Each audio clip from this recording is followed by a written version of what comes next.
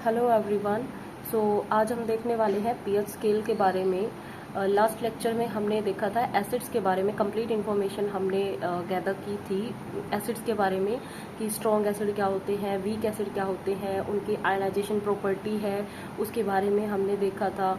और उसके बाद जो एसिड्स हैं वो कैसे काम करते हैं, उनकी प्रॉपर्टीज़ क्या क्या होती हैं, ये सारी चीज़ें हमने देख ली थी। ठीक है, तो आज हम देखने वाले हैं पीएच स्केल के बारे में कि कोई भी मटेरियल, फॉर एन एग्जांपल कि कोई भी मटेरियल आपको दे दिया गया, कोई भी सब्सटेंस आपको दे दिया गया, उसकी कोई वैल्यू आपको दे दी कि लाइक 5.6 है, 2.4 है या फिर 7.8 है, कुछ भी आपको मतलब एग्जाम्पल ले रहा हूँ, कुछ भी वैल्यू दे दी और आपको बोला जाए कि अब बताइए इसकी वैल्यू के हिसाब से कि ये एसिडिक होगा, बेसिक होगा, न्यूट्रल होगा, इसकी प्रॉपर्टी क्या होगी।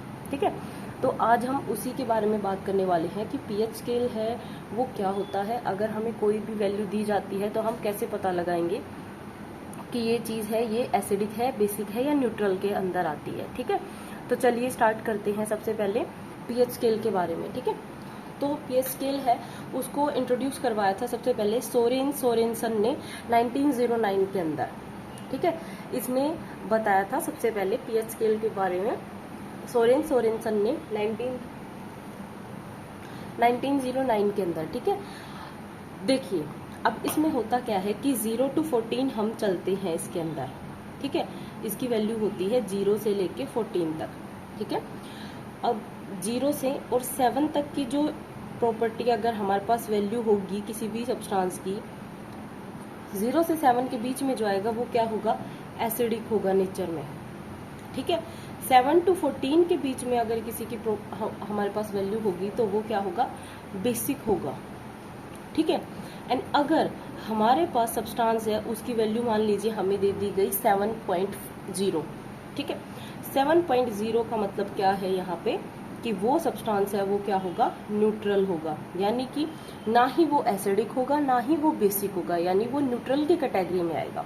ठीक है, अब देखिए मान लीजिए एग्जाम्पल लेते हैं कि हमें दे दिया गया 2.6, कोई भी सब्सटेंस है जिसकी पीएच वैल्यू हमें दे दी 2.6 और दूसरे सब्सटेंस की, ये इसको हम 1 मान लेते हैं, दूसरा सब्सटेंस है उसकी हमें वैल्यू दे दी मान लीजिए 5.4। ठीक है, दूसरी वैल्यू ये दे दी गई हमें। अब इस वैल्यू के हिसाब से तो हमें पता है कि क्या कि लेस देन 7 यानी कि एसिडिक, इन वैल्यू के हिसाब से हमें पता लग गया कि जो सब्सटेंस 1 एंड सब्सटेंस 2 है वो क्या होंगे, एसिडिक होंगे। ठीक है, लेकिन अगर आपको बोल दिया जाए कि 1 और 2 में से कौन सा स्ट्रॉन्गेस्ट होगा, कौन सा वीकेस्ट होगा। ठीक है, तो देखिए अब हमें अगर ये चीज बतानी हो तो हम कैसे बताएंगे, जितना अगर 0 के क्लोज में होगी वैल्यू, ठीक है, 0 के जितना पास होगी, इसका मतलब क्या हुआ कि वो उतना ही स्ट्रॉन्ग होगा। ठीक है, उतना ही वो स्ट्रॉन्ग एसिड होगा, यानी कि इसमें से स्ट्रॉन्ग कौन हुआ, 2.6 है वो क्या हुआ, स्ट्रॉन्ग हुआ। ठीक है, और इसके कंपैरिजन में 2.6 के कंपैरिजन में 5.4 है वो क्या हुआ, यहाँ पे वीक हुआ। ठीक है, तो इस बेसिस पे हम, वैल्यू के बेसिस पे हम पता लगाते हैं कि ये स्ट्रॉन्ग है, ये वीक है, एसिडिक है या बेसिक। ठीक है, आई गेस आपको समझ में आ गई होगी ये चीज कि हम वैल्यू के हिसाब से कौन सी वैल्यू होगी तो वह एसिडिक होगा, कौन सी वैल्यू होगी तो वो बेसिक होगा, ये सब चीजें। अब देखिए ये एक क्वेश्चन आपको दिया गया है, इसको देखिए, हमें क्या बोला गया है कि pH value less than 7।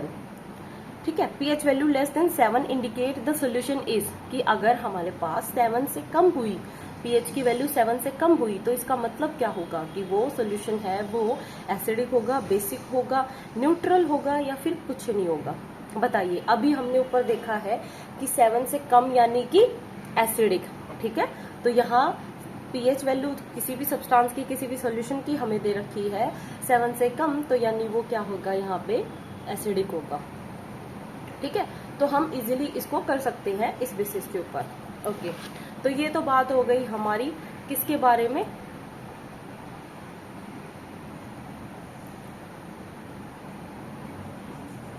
PH scale के बारे में। ठीक है, इसको मैं थोड़ा एडजस्ट कर लेती हूँ, दिखाई नहीं दे रहा अच्छे से। हाँ, ठीक है, उसके बाद अब देखिए हम देखते हैं लिटमस टेस्ट के बारे में। लिटमस टेस्ट क्या होता है, कैसे हमें पता लगता है, कलर चेंज होता है तब कि वो सोल्यूशन एसिडिक है, बेसिक है, क्या सिस्टम है, ठीक है।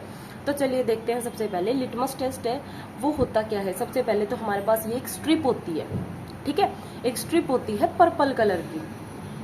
लिटमस टेस्ट हम जब करते हैं तो इसमें जो स्ट्रिप आती है वो होती है पर्पल कलर की, ठीक है। उसका जो नेचुरल कलर है वो पर्पल होता है। अब पर्पल कलर से वो यानी रेड में चेंज होगी, ब्लू टू रेड होगी या रेड टू ब्लू होगी, ये इसके बेसिस पे हम देखते हैं, ठीक है। तो ये लिटमस टेस्ट का जो सबसे पहले इसको एक्सट्रैक्ट किया गया था वो लाइकेन से एक्सट्रैक्ट किया गया था, जो क्या है एक पोल्यूशन, एयर पोल्यूशन इंडिकेटर के रूप में काम करता है, लाइकेन है ये। और ये माइकोराइजल एसोसिएशन शो करता है किस किस के साथ है, यानी एल्गी और फंगस का माइकोराइजल एसोसिएशन है, उसको हम क्या बोलते हैं, लाइकेन बोलते हैं, ठीक है। और इसको हम यूज करते हैं एयर पोल्यूशन इंडिकेटर के रूप में, ठीक है। तो लिटमस टेस्ट है, उसको हमें ये चीज ध्यान रखनी है, उसको कहाँ से निकाला गया था, कहाँ से एब्स्ट्रैक्ट किया गया था, लाइकेन से एब्स्ट्रैक्ट किया गया था, ठीक है। अब देखिए लिटमस टेस्ट है वो करेंगे तो हमें जब कलर चेंज होगा तो हमें कैसे पता लगेगा कि कोई भी चीज है वो एसिडिक है या बेसिक है। देखिए ये चीज हमें थोड़ा याद रखनी पड़ेगी क्योंकि पेपर में बहुत आती है। एसिडिक होगा अगर सॉल्यूशन हमारे पास तो क्या होगा कि ये ब्लू टू रेड में कन्वर्ट हो जाएगा, ठीक है। ब्लू टू रेड में कलर चेंज होगा तो इसका मतलब क्या हुआ कि वो एसिड होगा, ठीक है। वो सब्सटेंस है वो एसिडिक होगा, ठीक है। अगर ये रेड से ब्लू के अंदर कन्वर्ट हुआ, ठीक है, रेड से ब्लू के अंदर, यानी बी से बेसिक, बी से ब्लू लास्ट में, ठीक है, कि रेड कलर से ब्लू कलर में ये अगर कन्वर्ट होगा तो इसका मतलब क्या हुआ कि solution is basic in nature, ठीक है। तो ये चीज हमें याद रखनी है। अब देखिए हमारे पास हमने एसिड्स के बारे में देखा था तो हमें पता है कि जो एसिड्स है, जैसे हमने यहाँ पे एक क्या कर रखा है, एक्सपेरिमेंट कर रखा है कि H2SO4 अभी हमने प्रीवियस लेक्चर में देखा था क्या है, स्ट्रॉन्ग एसिड है, ठीक है। H2SO4 को अगर हम किसी भी मेटल के साथ में रिएक्शन करवाते हैं, ठीक है, मेटल कोई भी हो सकता है, ठीक है, तो जब स्ट्रॉन्ग एसिड को मेटल के साथ में हम रिएक्शन करवाते हैं तो यहाँ से हाइड्रोजन गैस निकलती है, ठीक है। और एसिड्स की तो हमने प्रॉपर्टी ही देखी थी कि ये प्रोटॉन्स को रिलीज करते हैं, यानी इनमें हाइड्रोजन मिलता है, ठीक है, एसिड्स के अंदर। तो हाइड्रोजन गैस निकलती है। ये हाइड्रोजन गैस है, ये कैसे निकलती है, विद द पॉप साउंड, ठीक है।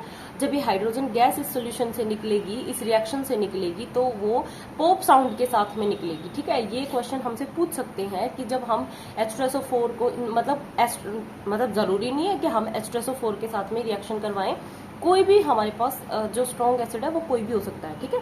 स्ट्रॉन्ग एसिड कौन कौन से थे, नाइट्रिक एसिड हो गया, हाइड्रोक्लोरिक एसिड हो गया, सल्फ्यूरिक एसिड हो गया, ठीक है। ये तीन तो हमारे पास स्ट्रॉन्गेस्ट एसिड हैं ही, ठीक है। तो जब हम स्ट्रॉन्ग एसिड की रिएक्शन करवाते हैं कोई भी मेटल के साथ में तो वहां से कौन सी गैस रिलीज होती है, सबसे पहले ये पूछ सकते हैं कौन सी गैस रिलीज होती है, और वो साउंड है वो कौन सी साउंड होती है जब वो हाइड्रोजन गैस या फिर वो गैस रिलीज होती है तो कौन सी साउंड के साथ में रिलीज होती है, तो वो पॉप साउंड होती है और हाइड्रोजन गैस यहाँ से निकलती है, रिलीज होती है, ठीक है।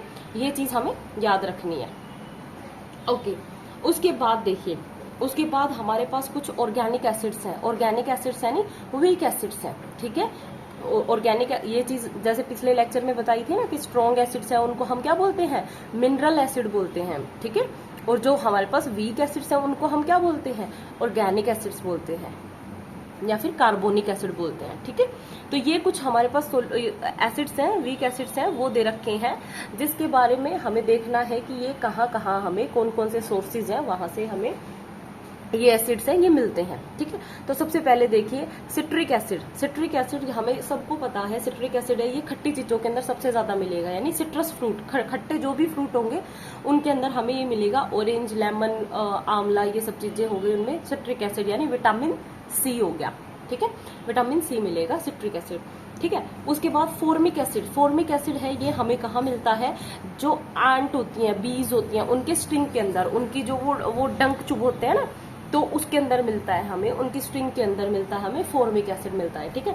एसिटिक एसिड है ये हमें मिलता है विनेगर के अंदर, टमाटो के अंदर, ये हमें याद करने हैं क्योंकि इनमें से क्वेश्चन आते हैं, ठीक है। मैलिक एसिड है, ये हमें मिलता है एप्पल के अंदर एंड ग्रेप्स के अंदर, ठीक है। टार्ट्रिक एसिड ग्रेप्स के अंदर मिलता है एंड अनराइप मैंगो, जो कच्चे मैंगो होते हैं जिसको हम कच्चा आम बोलते हैं, कैरी बोलते हैं, उनके अंदर क्या मिलता है, हमें टार्ट्रिक एसिड मिलता है, ठीक है। उसके बाद ऑक्सैलिक एसिड, ऑक्सैलिक एसिड है ये हमें मिलता है स्पाइनच यानी पालक के अंदर, ठीक है। कैबेज हो गई, जो गोभी हो गई, उसके अंदर हमें क्या मिलता है, ऑक्सैलिक एसिड मिलता है। लैक्टिक एसिड, लैक्टिक एसिड हमें जो भी डेयरी प्रोडक्ट्स होते हैं, ठीक है, दही हो गया, दूध हो गया, ये इन सब चीजों के अंदर क्या मिलता है, हमें लैक्टिक एसिड मिलता है, ठीक है। अच्छा, एक यहाँ पे वो क्वेश्चन भी आता है कि मिल्क से कर्ड बनाने के लिए, मिल्क से कर्ड बनाने के लिए कौन सा वाला बैक्टीरिया है वो यूज होता है, ठीक है। मिल्क से कर्ड बनाने के लिए कौन सा बैक्टीरिया यूज होता है, तो यहाँ पे वो कौन सा होता है, लैक्टोबैसिलस। लैक्टोबैसिलस बैक्टीरिया जो है वो होता है जो यहाँ यूज होता है, ठीक है, लैक्टोबैसिलस होता है, ओके। लैक्टिक एसिड है, ये दूध के अंदर, दही के अंदर, जो भी डेयरी प्रोडक्ट होते हैं उनके अंदर मिलता है।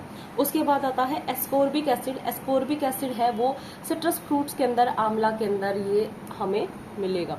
और जो एस्कोर्बिक एसिड है वो विटामिन सी का ही क्या होता है, एक क्या बोलते हैं, ये जो साइंटिफिक नेम होता है, वो विटामिन सी का साइंटिफिक नेम क्या है, एस्कोर्बिक एसिड है। ये इनका जो साइंटिफिक नेम है, इनकी जो ट्रिक है, वो सारी चीजें मैंने करवा रखी हैं चैनल पे, आप देख सकते हैं। विटामिन का जो भी साइंटिफिक नेम है ट्रिक के साथ में करवा रखी है, तो आपको इजीली याद हो जाएगी वो, ठीक है, ओके। ये चीजें हो गई हमारी कंप्लीट लिटमस पेपर के बारे में, लिटमस टेस्ट के बारे में, ठीक है। उसके बाद देखिए हम देखते हैं, देखो जो ये ऑक्सैलिक एसिड है, ऑक्सैलिक एसिड है, हमें पता है ऑक्सैलिक एसिड हमें कहाँ मिलता है, ऑक्सैलिक एसिड हमें कहाँ मिलता है, स्पाइनच के अंदर, कैबेज के अंदर, इनके अंदर हमें ऑक्सैलिक एसिड मिलता है, ठीक है। तो जो ऑक्सैलिक एसिड की जब स्टोरेज ज्यादा हो जाती है बॉडी के अंदर, तो इससे क्या बनने लगता है, किडनी स्टोन बनने लगता है, ठीक है, जिसको हम पथरी भी बोलते हैं, ठीक है। अच्छा, दूसरी चीज, जब हम हैवी एक्सरसाइज कर लेते हैं या फिर बहुत ज्यादा रनिंग, कुछ भी मतलब काम हो जाता है, हैवी काम हो जाता है, हैवी वर्क हो जाता है, तो क्या होता है, हमारी मसल्स हैं वो दुखने लगती हैं, है ना, मसल्स के अंदर पेन होने लगता है। तो वो पेन किस वजह से होता है, हमें किस वजह से होता है कि वहां पे एनारोबिक कंडीशन है वो जनरेट होने लगती है हमारी बॉडी के अंदर, एंड जो लैक्टिक एसिड है वो डिपॉजिट होने लगता है हमारी मसल्स के अंदर, ठीक है, जिसकी वजह से हमारी मसल्स हैं वो पेन करती हैं। हम बोलते हैं ना कि काफी दिनों बाद एक्सरसाइज करी है तो बॉडी के अंदर पेन हो रहा है, लेग्स में पेन हो रहा है, हैंड्स में पेन हो रहा है, वो पेन किस वजह से होता है, due to the deposition of lactic acid, ठीक है। ये चीज हमें ध्यान रखनी है, क्योंकि देखो एग्जामिनर है वो क्वेश्चन कैसे भी बना सकता है, कुछ पता थोड़ी ना है, ठीक है। तो ये चीजें हो गई, लिटमस पेपर, लिटमस टेस्ट है उसके बारे में, एंड पीएच स्केल है उसके बारे में। पीएच स्केल किसने दिया था, सोरेनसन 1909 के अंदर, ठीक है। चलिए आज के लिए हम इतना ही रखते हैं, आगे हम नेक्स्ट लेक्चर में पढ़ेंगे बेस के बारे में। एसिड के बारे में हमारी कंप्लीट इन्फॉर्मेशन हो चुकी है, ठीक है। तो एसिड्स पढ़ लिया हमने और पीएच स्केल पढ़ लिया एंड लिटमस टेस्ट पढ़ लिया, ठीक है। अब हम देखेंगे बेस के बारे में, ठीक है। So till then take care, bye bye, thank you.